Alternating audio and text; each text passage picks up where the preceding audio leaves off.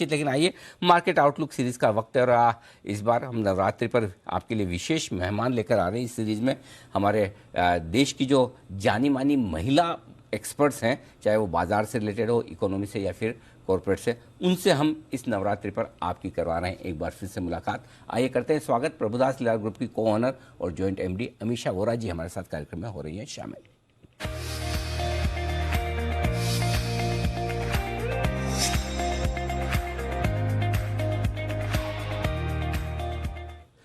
अमीषा जी, सुप्रभात, स्वागत है आपका। सबसे पहले तो आपको, पूरी टीम को, प्रभुदास लीलाधर की और आपके सभी निवेशकों को बहुत बहुत शुभकामनाएं इस नवरात्रि की, त्योहारों के उत्सव की। Thank you for inviting me. जी बिल्कुल। शुरुआत करते हैं बाजार के आउटलुक के साथ ही। देखिए, आपको जिस दिन बुलाया हमने, बाजार का हाल एकदम आप देख ही सकते हैं, 17,000 के आसपास निफ्टी पहुंच चुका है। लोगों के मन में डर यही कि क्या कोई बड़ी गिरावट की शुरुआत हो रही है या फिर खरीदने का मौका है। कैसे देखते हैं आप बाजार पर, आपका व्यू क्या है इस वक्त? अनिल जी, मेरा ऐसा मानना है, शायद बहुत बार पहले भी हमने डिस्कस किया है कि ये साल वॉलेटिलिटी से भरपूर रहेगा। कभी हमें लगेगा कि as India we are outshining, which we are, because हमारी इंटरनल डिमांड अभी भी स्ट्रांग है। अगर देखा जाए तो यूएस जॉब मार्केट भी बहुत ही स्ट्रांग है, और उसके रिपरकशंस जो हम देखते हैं in terms of our deficit, current account deficit और ऑल्सो रुपी, तो हमें लगता है कि कभी भी ये स्ट्रेंथ वीकनेस में बदल सकती है।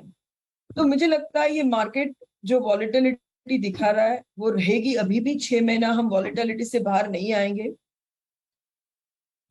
और ब्रॉडर रेंज है वो तो मुझे 15,500 से 18,500 की पहले दिख रही थी। मैं कहूंगी कि ऐसा नहीं कि ये करेक्शन 15,500 तक जाएगा, बट एक अच्छी रेंज में ही मार्केट घूमेगा, वो पक्की बात है। टू ब्रेक करके जो हम बोल रहे थे, जो होगा नेक्स्ट ईयर में 9,500, 19,000 या 20,000 की जो बातें हैं, मुझे लगता है नेक्स्ट ईयर तक जाएगा। क्योंकि फेड ने ये बार नहीं, इसके पहले भी कहा है कि ये सस्टेन्ड रेट राइज रखेंगे to curb inflation for a longish period. और जब तक ये फेड करेगा, इंडिया को कोई स्कोप नहीं है इंटरेस्ट रेट बढ़ाए बिना करेंसी को प्रोटेक्ट करने के लिए। तो मुझे लगता है हम ये बाउट्स में चलते ही रहेंगे।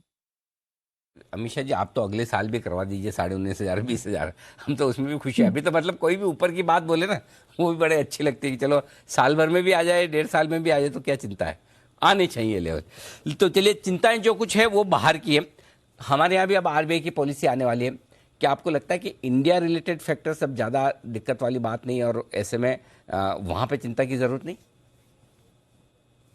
देखिए, पोर्टफोलियो कंस्ट्रक्ट तो हमें ऐसा करना पड़ेगा, पर फिर भी हम भूल नहीं सकते हैं कि आरबीआई को इन्फ्लेशन की वजह से प्लस करेंसी की वजह से monetary tightening and interest rate tightening दोनों रखना ही पड़ेगा।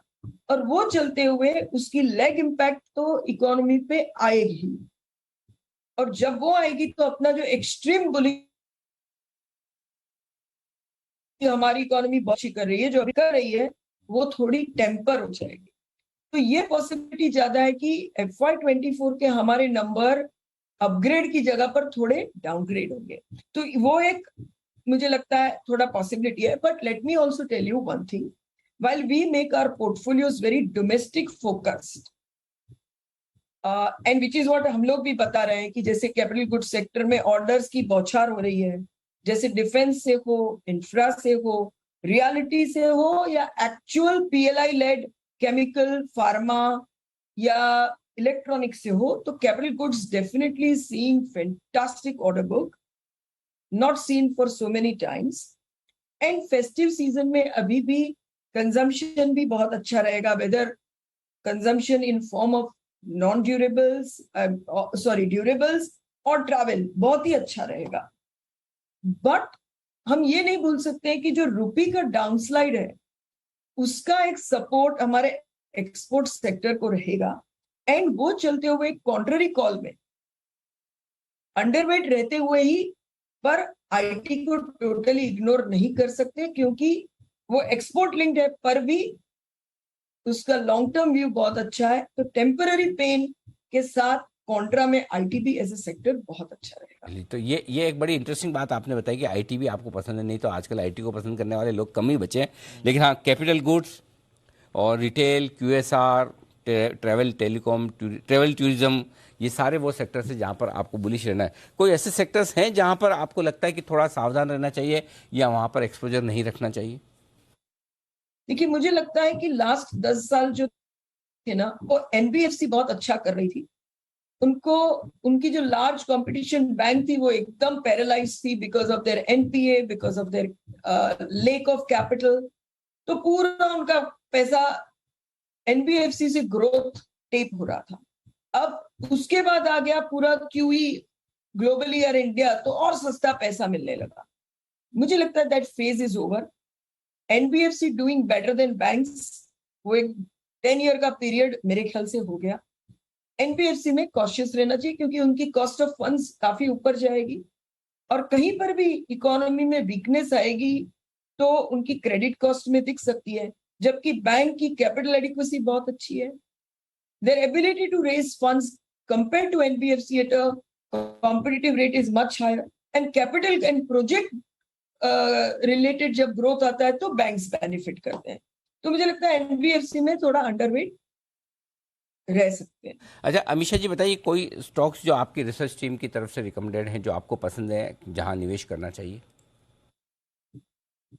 सो रिसेंटली एक तो हम भारती पे कभी से बुलिश है, और हमें अभी भी लगता है कि भारती टेलीकॉम जिस तरह से जो आरपू है, वो समझो कि लास्ट 6-8 साल से तो कहीं गया ही नहीं है। अभी थोड़ा थोड़ा ग्रोथ दिख रहा है, तो उनका रनवे बहुत अच्छा है। एंड जो cost in terms of 5G आनी थी, वो भी सब हमें दिख रही है किस तरह से कॉस्ट आएगी।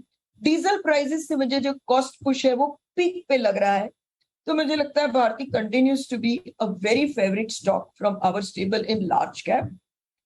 मिड कैप में अगर देखूं तो we have come out with couple of ideas which we like. One of the chemical stocks which my team recommends very strongly is Jubilant Ingrevia.